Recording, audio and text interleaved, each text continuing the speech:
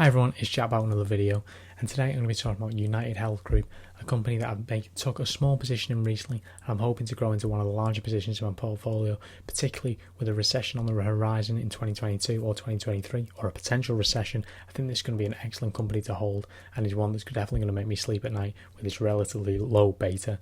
It's the 7th largest company by revenue in the world, largest healthcare company by revenue, and largest insurance company by premium. So obviously a household name for many in America, but not necessarily around the world. It's currently trading for a P of around 25, which is not conventionally cheap by any means, but we'll get into that later. Dividend yield of 1.25%. It's grew a dividend for 12 years in a row. It's not an excellent dividend yield by any means, roughly around the S&P 500 average. But the rate they're growing it, I think over the long term, this will rise. And you've got to remember the stock price has increased dramatically over this year. 52-week high of 558, so it's at the upper end of its range right now at 528, but it's had excellent returns over the long term. And I think it very rarely actually has presented many dips. In 2020, during the pandemic, it dropped quite a bit, but not anywhere near as much as the market. So never really very many opportune times to buy this where it's a clear bargain. So we'll get into the valuation in a bit. Like and subscribe and enjoy the video. First off, let's look at the most recent performance metrics. The third quarter results were absolutely excellent. Revenues for $80.9 billion, that's growth of $8.6 billion or 12% year over year, which is really impressive for a company of this size and scale. Double-digit growth at both the Optum and United Healthcare, which are the main two business segments, essentially all the revenue. Third quarter earnings from operations was $7.5 billion, that's a 31% increase year over year. Pretty weak results last year, but still really strong, both from both Optum and United Healthcare. So that pushed the earnings per share to $5.79. That's 28%, really strong. And cash flows from operations, again, really strong. $8.8 billion, 1.6 times net income, which is a decent return in my opinion. And the company has returned $10.5 billion to shareholders through dividends and share repurchases in 2022, which is absolutely fabulous. Return on equity of 28.5% in the quarter shows the company is being really capital efficient and sustaining it to grow very well.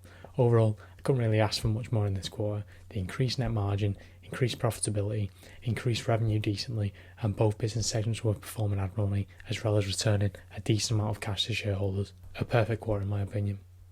This revenue growth is no fluke whatsoever. Here's some graphs showing the growth from 2010 to now.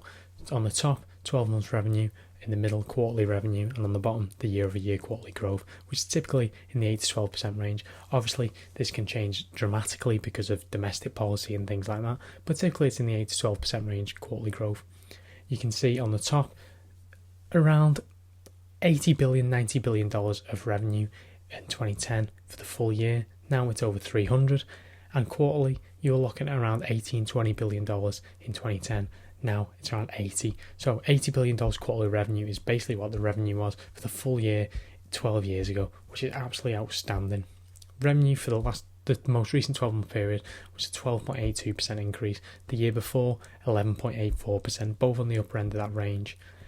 In the previous year, 6.19%, which is a little below, and 7.3%, which again a little below. This is a business that is rolling on all cylinders right now, despite very tough macroeconomic environment.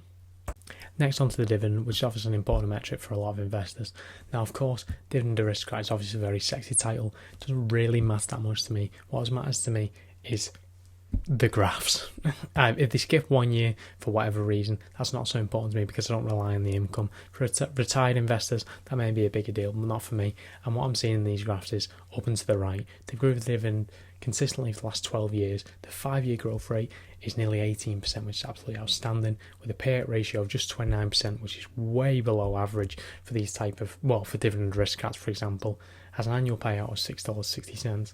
That gives it a dividend yield around 1.24% on a forward basis, which is not enormous by any means, but you can see by the graphs it's trending absolutely in the right direction, and the payout ratio is far low enough to warrant this to continue for the long term. Next up, the balance sheet, or moreover, the ability to carry on paying dividend and returning capital to shareholders. And I have no concerns about that whatsoever. While this isn't a perfect balance sheet by any means, a cash debt ratio of 0.87 is not particularly strong. This is far above average for the dividend aristocrat type companies, which of course this isn't, but that's the type of company it is. Has an interest coverage of 13.6, which is very strong. Has just shy of $50 billion in debt on the balance sheet, which again, Not that big of a deal considering it's a nearly $500 billion market cap company and it's around $42 billion in cash on the balance sheet right now, which is very, very strong. Gives it plenty of room for acquisitions or potential share repurchases, which I think they're holding off on a little bit because the stock is at a reasonably high price for the cycle. Of course, this company has excellent cash flows. That's mainly why I'm not really concerned when it's producing of the order of $40 billion of operating cash flow a year.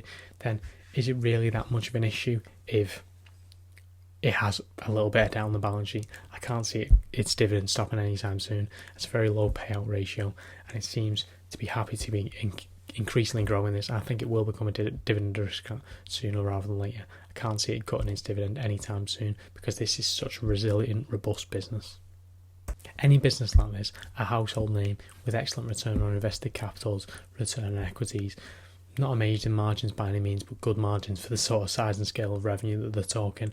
You expect this to trade at a premium to the S&P 500, particularly with the long-term returns this company has had, and this is absolutely no exception. Trailing PE of around 26 and a forward PE of 21 are higher than the S&P 500 averages by a decent amount, which I believe are around 17 and 15 at the minute. Of course, I fully expect this, and this is kind of the premium you have to pay for a company like this, in my opinion, because it very rarely goes below a PE of around 16 or so. So while this isn't very good for its historical comparisons, it very rarely gets below S&P 500 average. Price free cash flow of around 16 is pretty strong in my opinion. By no means an absolute bargain, but I consider price free cash flows below 20 to be reasonable. I'm not obsessed with the valuation of these metrics. It's a PEG ratio around 1.95, which isn't outstanding again by any means, but it's decent. That's overall what I'm seeing here. It's not a bargain, but it's a strong company with a decent valuation, not overvalued in my opinion, and I think the DCF is going to show that. For this DCF, I've actually really done a reverse DCF calculation. I knew what the cash flow desire will be, that's 7.5. That is what it needs to be averaging over the next 10 years to give a fair value today. I actually think that's relatively conservative and certainly is below my expectations for this company. I think around 9 to 10% free cash flow growth rate is what I will be expecting. Over the last 10 years, it's got its free cash flow at 16.7% compound annual growth rate. Last 5 years, 20.4%. And last year, almost 40%. Now, I think the free cash flow growth rate is likely to be more in line with the revenue growth going forward, but this is still 12.5%, 9% and 13.5% over 10, 5 and 1 years. So I believe 7.5% is more than conservative enough for this type of calculation. And that means if anything, it is moderately undervalued right now or close to fair value. And this is just more reason for me to be buying this stock right now. The overriding factor for me, which makes this such a resilient business and such a strong investment, and is really entire investment cases, healthcare is absolutely essential. And in times of market downturn, healthcare typically outperforms many other sectors just because it is not something you can really skimp on. Health is health, and it is far more important than effectively any other industry to you personally. That is why these are such strong investments over time. 377,000% all-time return. It's been an absolutely fabulous investment over the long term. Over the last 10 years, it's returned 870%.